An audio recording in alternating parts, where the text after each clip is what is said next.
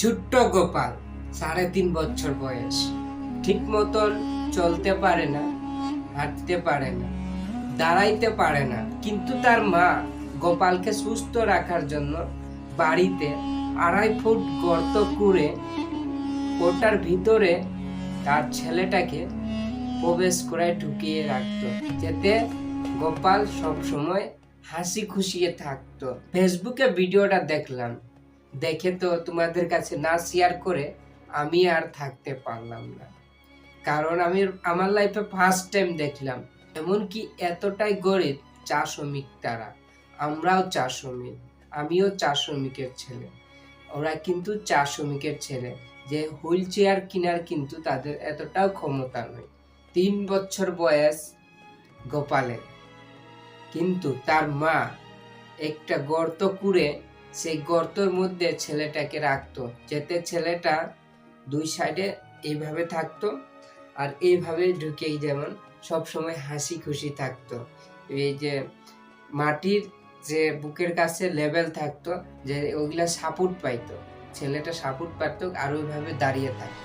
এই বয়সে অনেকে ছোট ছোট ছেলে আছে, সব সময় খেলাধুলা করে, দৌড়ে, কিন্তু এই সময়ে গোপাল না দাঁড়াতে পারে নাকি চলতে পারে। তাই তার মা তাকে সুস্থ রাখার জন্য 2.5 ফুট গর্ত করেছে, এই মাটির গর্ত করেছে।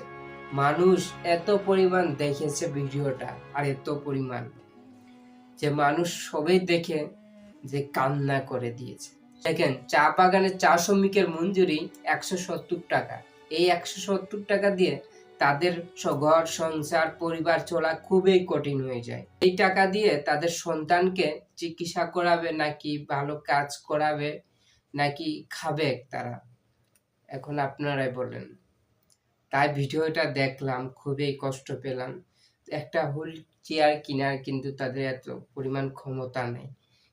তখন তার মা কি করেছে যে তার ছেলের জন্য, অনেকে ভিডিওগুলা দেখলাম, এরপরে জানাও গেছে যে গোপালের নাকি প্রতিবন্ধী ভাতা দেওয়ার সিস্টেম করবে।